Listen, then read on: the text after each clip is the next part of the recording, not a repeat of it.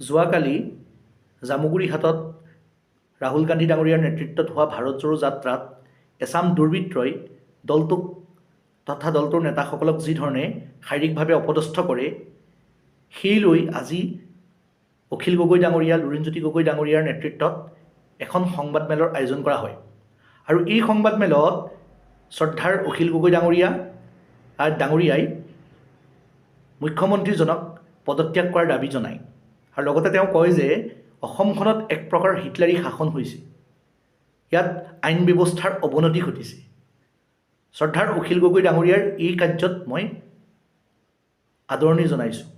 সঁচা খুব আদৰণীয় এটা সুন্দৰ পদক্ষেপ লৈছে আৰু ভাল লাগিছে আজি ৰাইজৰ দলৰ মুৰব্বী হিচাপে তেওঁ বা অসম জাতীয় পৰিষদৰ মুৰব্বী হিচাপে লুৰিণজ্যোতি গগৈ ডাঙৰীয়া মিলি এখন সংবাদ মাধ্যমৰ আয়োজন কৰি মুখ্যমন্ত্ৰীজনক এইদৰে দাবী জনাইছে যে তেওঁ পদত্যাগ কৰাৰ দৰকাৰ আৰু ৰাজহুৱাভাৱে তেওঁক ক্ষমা খুজিব লাগে। আচলতে প্ৰকৃতাৰ্থত ক'ব গ'লে এজন নাগৰিক হিচাপে কৈছোঁ, তেওঁক ক্ষমতাৰ কিন্তু মূৰত ধৰিছে। তেওঁ এইটো ভাবি চোৱা নাই যে এজন কংগ্ৰেছৰ ৰাষ্ট্ৰীয় পৰ্যায়ৰ মুখ্য প্ৰাৰ্থী সৰ্বেসৰ্বা অসমলৈ অহাৰ পিছত তেওঁ অসমত এইদৰে লাঞ্ছিত হোৱাৰ পিছত ভাৰতবৰ্ষৰ অন্য জাতি জনগোষ্ঠীসমূহে আমাক কি বুলি ভাবিব, এই সম্পৰ্কত খুব ধুনীয়াকৈ অখিল গগৈ ডাঙৰীয়াই ব্যাখ্যা কৰিছে। আৰু যোৱাকালি এটা মই ভিডিঅ' বনাইছিলোঁ, তাতো মই এই কথাষাৰ কৈছিলোঁ। এতিয়া মূল কথাটো হ'ল, আমাৰ মাননীয় মুখ্যমন্ত্ৰী ডাঙৰীয়াই ল এণ্ড অৰ্ডাৰ মেইনটেইন হৈ আছে বুলি কয়, আমাৰ মুখ্যমন্ত্ৰী ডাঙৰীয়াই শান্তিপূৰ্ণ বুলি কয়, কিন্তু যোৱাকালি যি অমানৱীয় ঘটনা আমাৰ আলহীজনৰ লগত, যদি আমি ৰাজনৈতিক নেতা হিচাপে তেওঁক বাদ দিওঁ, তেওঁ আমাৰ আলহীজনৰ লগত, শ্ৰদ্ধাৰ আলহীৰ লগত যি ধৰণৰ এটা অপ্ৰীতিকৰ ঘটনা ঘটি গ'ল সেইটো দুৰ্ভাগ্যজনক। আৰু যি ধৰণে শ্ৰদ্ধাৰ অখিল গগৈ ডাঙৰীয়াই সংবাদমেল আয়োজন কৰি তেওঁক ক্ষমা বিচৰাৰ লগতে দোষীক কঠোৰ শাস্তি দিবৰ বাবে আবেদন কৰিছে, দাবী জনাইছে, তাত মুখ্যমন্ত্ৰী ডাঙৰীয়াই সহযোগ কৰা উচিত। আৰু এটা কথা মুখ্যমন্ত্ৰী ডাঙৰীয়াই কৈছে, ইমান দম্ভালি মৰা কথা আমাৰ মুখ্যমন্ত্ৰীজনে ক'বলৈ লৈছে, তেওঁ নিজকে কি ভাবিছে নাজানো, হয়তো ৰজা বুলি ভাবি লৈছে নেকি, তাত সেইটো নাজানো। আটাইতকৈ আচৰিত কথা, কোনোবা সংবাদ মাধ্যমত তেওঁক আজি প্ৰশ্ন সোধা হৈছিল ৰাহুল গান্ধী ডাঙৰীয়া সম্পৰ্কত। তেওঁ তেতিয়া ক'লে যে আজি মই ৰাৱণৰ কথা নাপাতোঁ, আজি ৰামৰ দিন, ৰামৰ কথা পাতিম। কিন্তু মুখ্যমন্ত্ৰী ডাঙৰীয়া ইমান দম্ভ তথা অহংকাৰ হ'ব নাপায়। যিটো দলৰ পৰা উত্তৰণ ঘটি আপুনি বৰ্তমান আজিৰ পজিশ্যন পাইছেহি, বৰ্তমান অসমৰ মুখ্যমন্ত্ৰী হৈ আছে, কিন্তু আপুনি ৰাজনীতিৰ পথাৰত প্ৰথম খোজ পেলাইছিলে। প্ৰথম অসমত কি কৰিছিলে মই বৰ ক্লিয়াৰ কাট নহয়, আপুনি অসম গণ পৰিষদৰ লগতো জড়িত হৈ আছিল নেকি মই বৰ ভালকৈ নাজানো, কিন্তু আপুনি মন্ত্ৰীত্ব লাভ কৰিছিলে কংগ্ৰেছৰ পৰাই। কংগ্ৰেছেই আপোনাক মানুহ বনাইছিল। অৱশ্যে মই কংগ্ৰেছ দলৰ পক্ষত থাকি কথাখিনি কোৱা নাই, এজন নাগৰিক হিচাপে বাৰে বাৰে কৈছোঁ, এজন সচেতন নাগৰিক হিচাপে এইটো কথা কৈছোঁ। ৰাজনৈতিক পথাৰখনত মানুহে আপোনাক চিনি পাইছিলে কংগ্ৰেছ দলৰ পৰাই। গতিকে এই কংগ্ৰেছ দলতে থকা কংগ্ৰেছৰ যিজন মুখপাত্ৰক আপুনি সেই সময়ত শ্ৰদ্ধা কৰিছিলে, সন্মান কৰিছিলে, আজি ইমান বিভৎসতাৰে, ইমান বেয়া বাক্যৰে তেওঁক উকলুঙা কৰিছে। এনেকুৱা কিন্তু কৰিব নাপায়। চাব এটা কথা, মান্যজন বিজ্ঞজন সদায়েই বিজ্ঞ, পণ্ডিতজন সদায় পণ্ডিত আৰু ডাঙৰজন সদায়েই ডাঙৰ। মানুহ যিমানেই ডাঙৰ নহওক লাগিলে, যোনজন আৰাধ্য হয়, নমস্য হয়, তেওঁক সন্মান জনোৱা উচিত।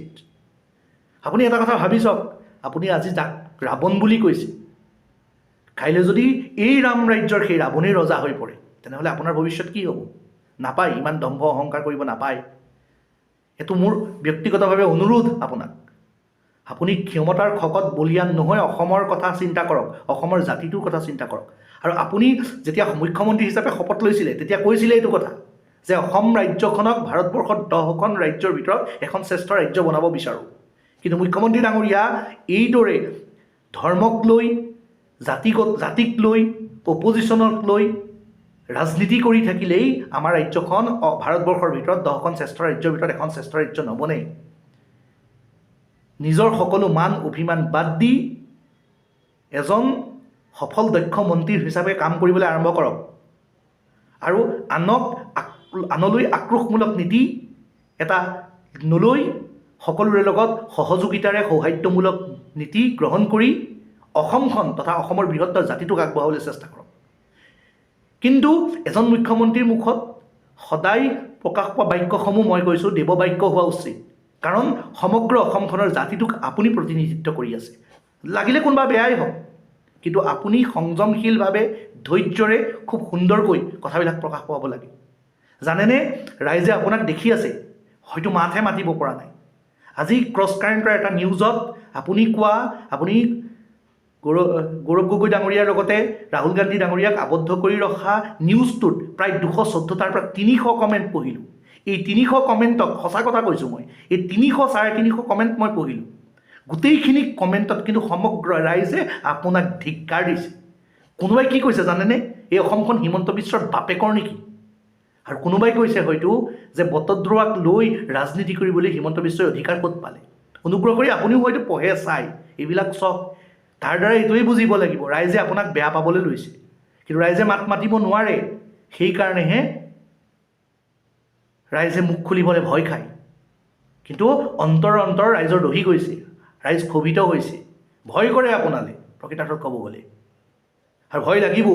আপুনি যি ধৰণে দম্ভ মাৰি অহংকাৰী হিচাপে আপুনি কথাবিলাক কয়, ৰাইজে ভয় খোৱাটো স্বাভাৱিক।